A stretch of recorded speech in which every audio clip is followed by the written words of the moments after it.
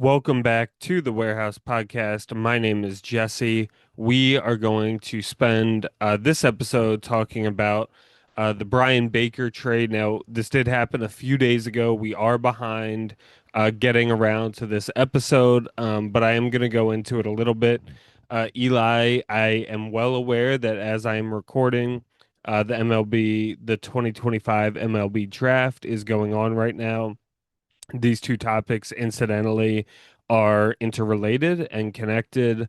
But I do know that the draft is going on right now. I'm not going to get into the draft, but we will have a review of the draft once it is finalized in its entirety. Eli is going to come on and talk, I believe. That's the plan, at least. About how the draft went for the Orioles, et cetera, et cetera. So we are a bit behind recording this episode, but I'm going to talk a little bit about Bryan Baker, what ended up happening with his trade to the Tampa Bay Rays. Just give some general thoughts on it, what I think it means about the trade, the Orioles, the direction they're going in, etc. Sort of make an assessment of the trade, and then yeah, we should be wrapping up after that. So. I always come into these, a lot of times I come into an episode like this thinking that it's going to be a shorter episode, but I never say that it's going to be a shorter episode because a lot of times I end up talking a bit more than I initially anticipate. Um, so if you have not heard by now, basically Bryan Baker, Orioles reliever, back into the bullpen guy, uh, oftentimes this year has been the setup man for the Orioles. Bryan Baker has been traded from the Orioles to the Tampa Bay Rays for a competitive balance pick and the number 37 pick overall in the 2025 MLB draft. So, um, it is a pretty big and significant move for both teams involved, both the Rays and the Orioles. From the Orioles' perspective, of course, we're getting a really, really high draft pick. Usually, guys in the first round of the MLB draft, they try to be, obviously, there's some of them that have, very, very high ceilings. But if you're getting a pick this high up in the draft, you're hoping that this guy, as a floor, turns into a major leaguer. Now, of course, that's never uh, definite to be able to predict or guess. But the Orioles are trading away Bryan Baker for a first round draft pick who the Orioles are hoping ends up being a significant contributor to the future of the Baltimore Orioles. So I'm not going to go, at this point in me recording, I'm not going to go actually into who the Orioles decided to select for that pick because that's going to wait for Eli to jump on and discuss.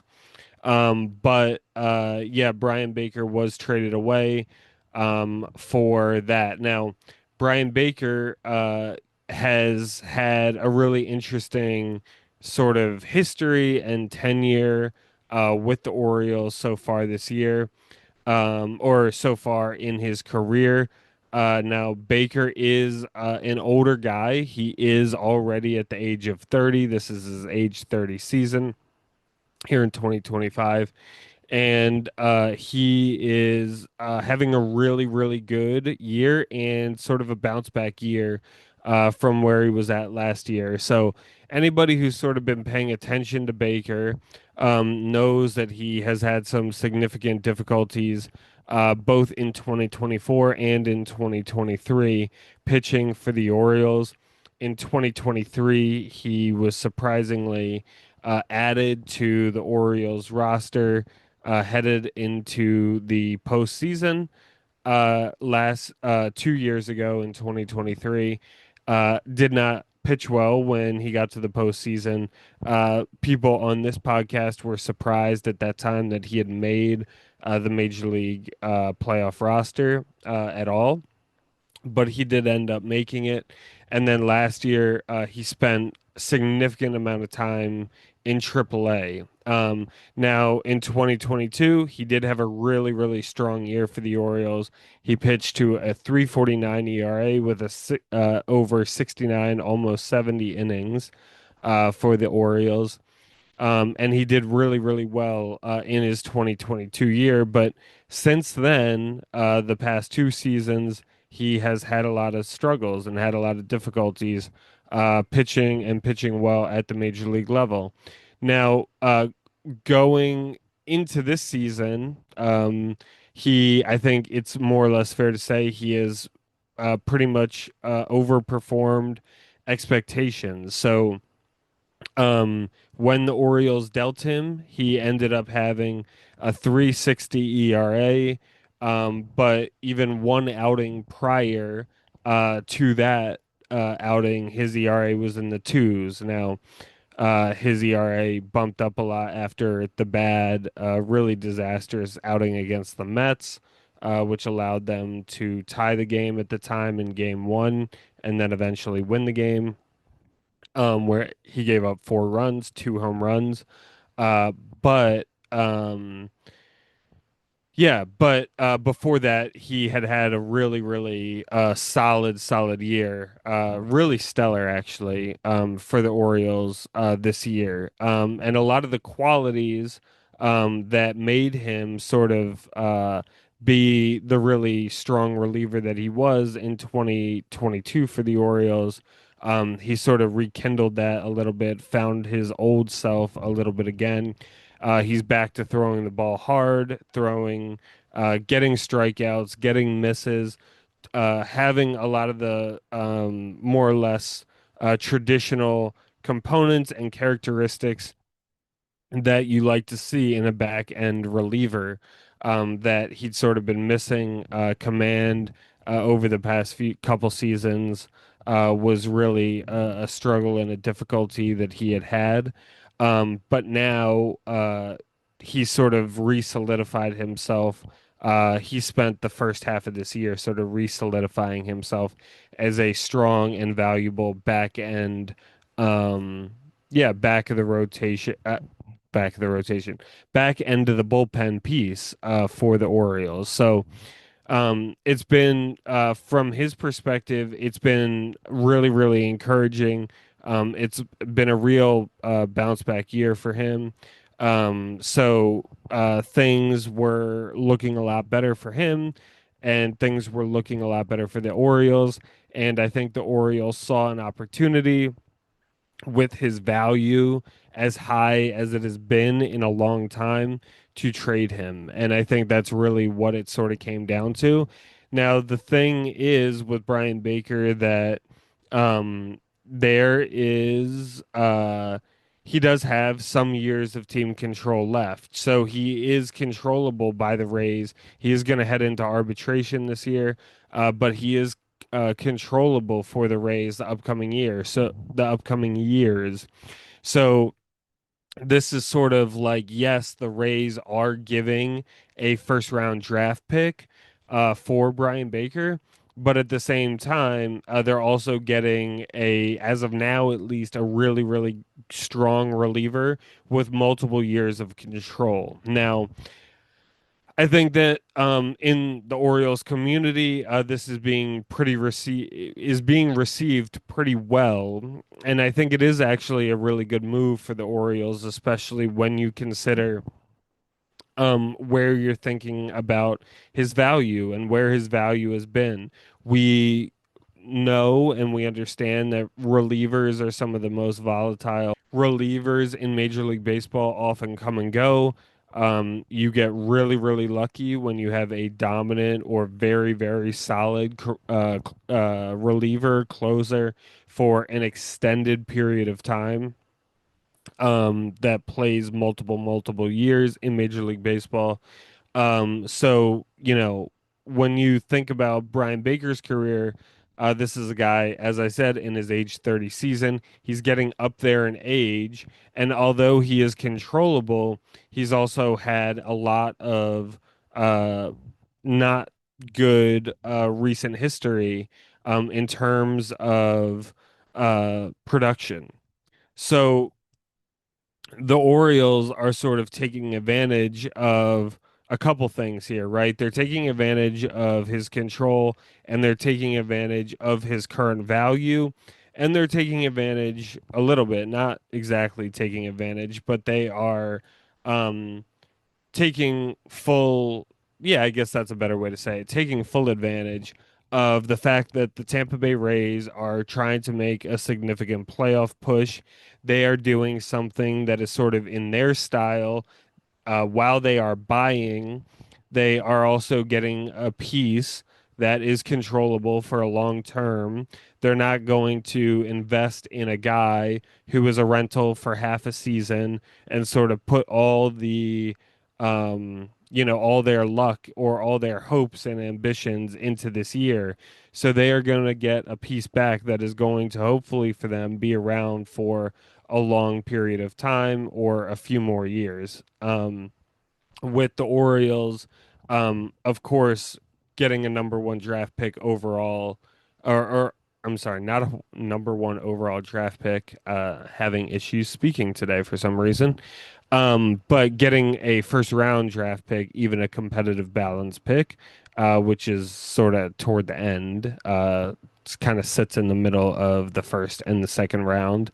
Um, Getting that sort of pick for the Orioles, that is, generally a very, very high quality pick in Major League Baseball, and has a lot of value most of the time, and production.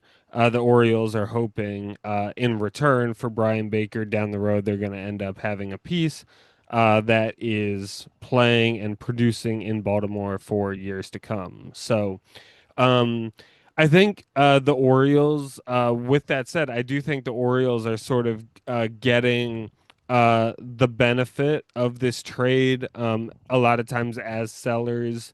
Um, More or less, the team that is trading away somebody is often going to get higher value because they are the ones, that have to be convinced to let their player go, right?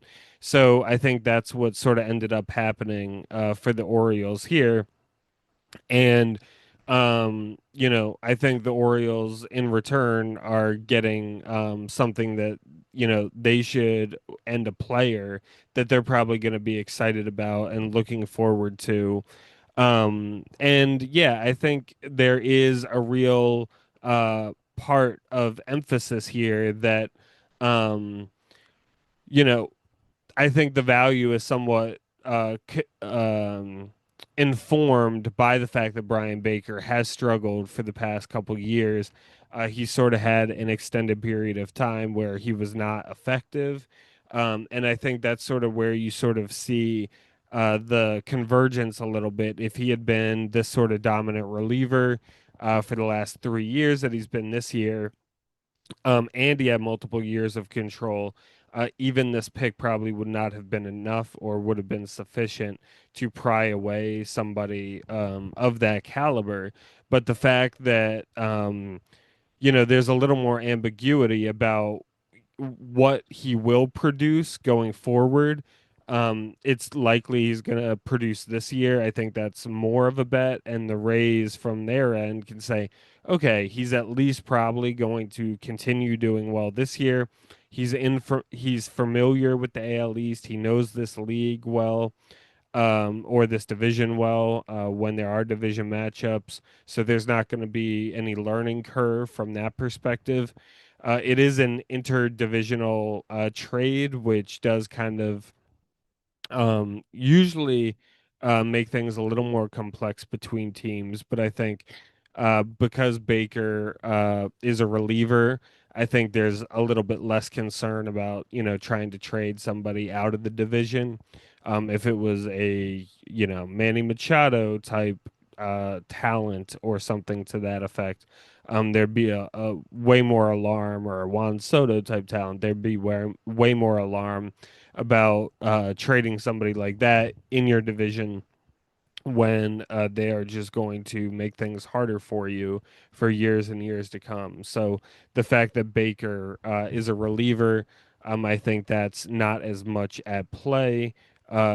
and yeah, just given sort of his given some question marks about what his effectiveness will be going forward um, for uh, for the Rays, I think sort of impacted to some degree what his current value is.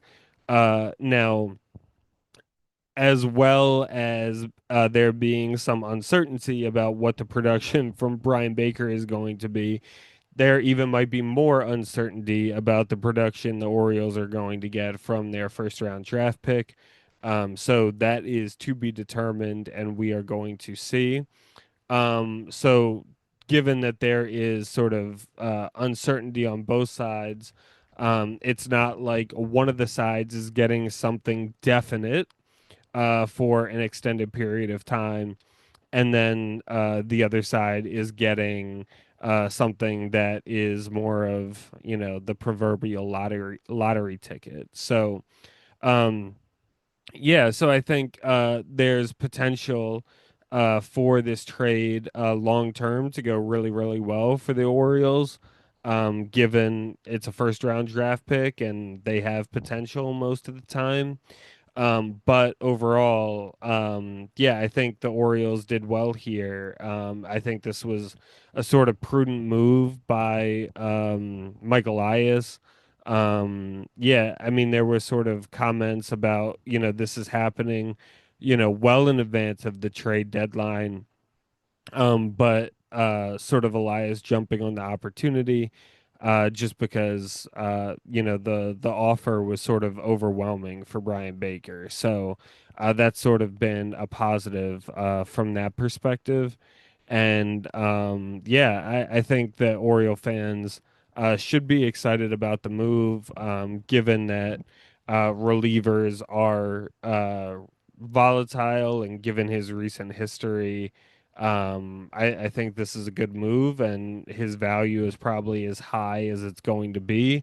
I think if he pitched another year as well as this, next deadline, his value would probably be probably a little bit better because he would have demonstrated it over a more extended period of time than a few months.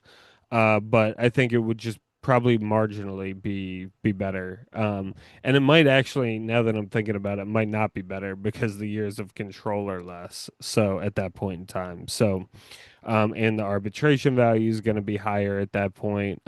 So in any case, yeah, so I think it's a good move for the O's, and I think there's a lot of, yeah, I think this is going to probably be the first in a flurry of moves that are coming for the Orioles at the deadline. I think most Oriole fans should be hoping for, and I am definitely hoping for, a sort of action-packed trade deadline for the Orioles.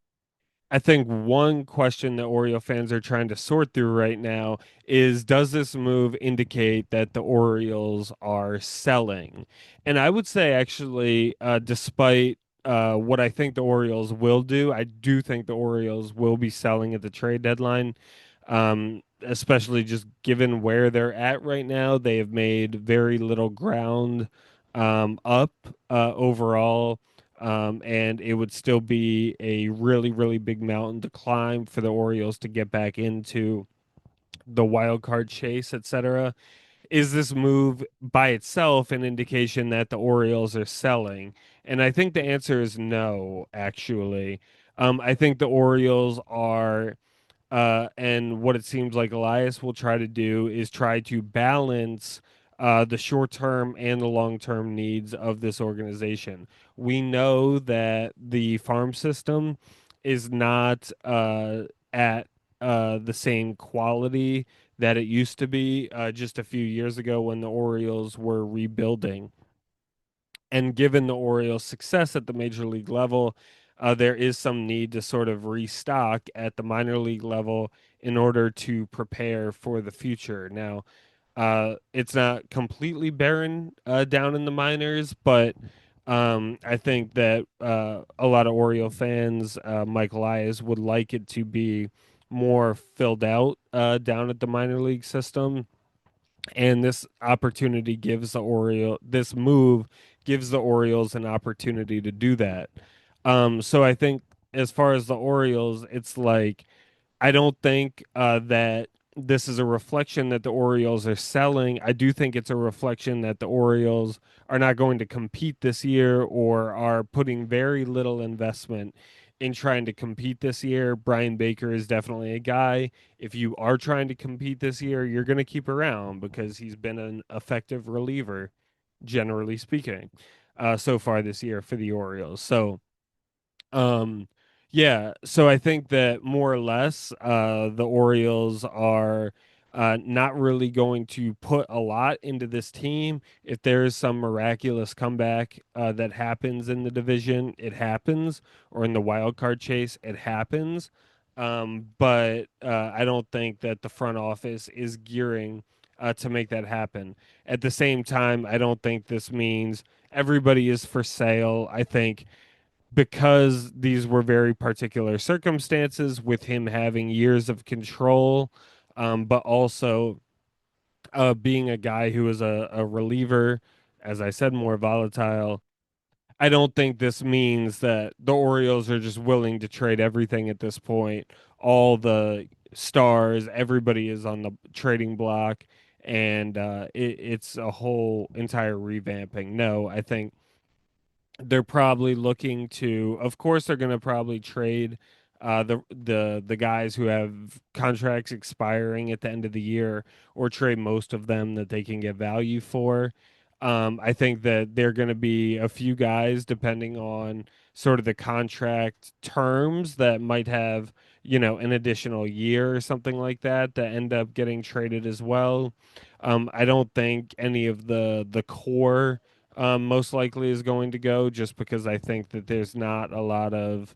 Um, I don't think that's where the mindset is at of the organization, or of Michael Elias, to do an entire rebuild all over, which wouldn't make sense exactly for the organization. So, whether they plan to compete in 2026, it sort of feels like they do, and they are going to try to. But yeah, I don't get the feeling that the sell off that is going to happen at the deadline is not going to have significant negative consequences for the 2026 season. I think this one did. If you look at Baker, the draftee is not going to be a guy they're expecting to make significant contributions next year to the major league team. But with that said, um, it's sort of, yeah, trying to find the balance. It's like, yeah, they're not going to have Baker next year, but they feel like if in order to compete that next year, they're going to be able to find alternative bullpen pieces, and to find a way to sort of fill the gap that he left behind. And in addition, we are going to be getting a star, that or get a, not necessarily a star, but get somebody who is going to be hopefully somebody who contributes to the Orioles long term. So just about finding that middle point between totally destroying any prospects that this team has of competing in the future, and yeah, and investing completely in the minor league system and in the future, and finding, yeah, the middle point between, sort of, and the fine line sort of between being able to do both of those things, to potentially compete next year, or at a bare minimum the year after, while also trying to rejuvenate, and rebuild, and get some pieces that will be valuable in the long term. So I think that's kind of what this Bryan Baker move means. We will, of course, continue to cover any other trades, or the vast majority of, at least the big important trades that happen at this deadline as it continues. But I think that this is one that is a positive one. I think it's moving the Orioles in a positive long term direction. Yeah, Baker had a nice time, at least at moments here, with us for the Orioles. But yeah, such is the life of a reliever. And the Rays are a very good team this year and could make some noise in the playoffs. So hopefully it's a mutual win situation for both both, I was going to say both Baker and the Orioles. Maybe we don't hope it goes well for the Rays, but yeah, so. In any case, just a couple quick shout outs. First, I was informed that we have a new listener from Mostar, Bosnia, someone named Adi. So thank you so much for listening. I was told by a really good friend of mine who is visiting Bosnia that they encountered someone who seemed really, really cool who had visited Baltimore for a while and became an Oriole fan. And like a good friend would do, my friend put this person onto the Warehouse podcast. So yeah, if you're listening, Adi, thank you so much for listening. I think you will be our first listener from Bosnia. I can't confirm that with certainty, but there's a good chance of it. So thank you so much and hope you enjoy the show and continue listening. And also just want to shout out my mom. Happy birthday. It is her birthday today. And yeah, excited. I know that she will be listening to this episode. So yeah, thank you. All right. So thank you all so much for listening. Appreciate all of you as well. Not just the two people that got the shout outs, but definitely appreciate everybody listening and supporting the show. Please follow the show, give us a 5-star rating and review. We have a YouTube channel where you can see us recording. Please subscribe to us on YouTube. If you have any thoughts, comment on the episode. If you want to get in touch with our show, feel free to email us, thewarehousepod@gmail.com. Follow us on Instagram and Blue Sky at The Warehouse Pod. Thank you all so much for listening. This has been The Warehouse Podcast. My name is Jesse, and go O's.